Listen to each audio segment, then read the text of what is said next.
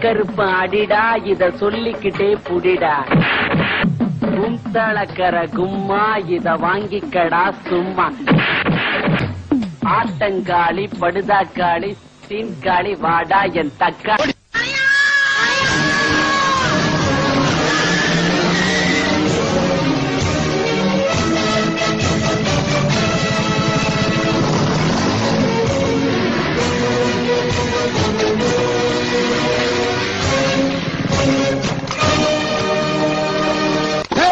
அடிச்சு கை கால உடச்சு போட்டு வீட்டுக்கு வந்து சேருங்கடா.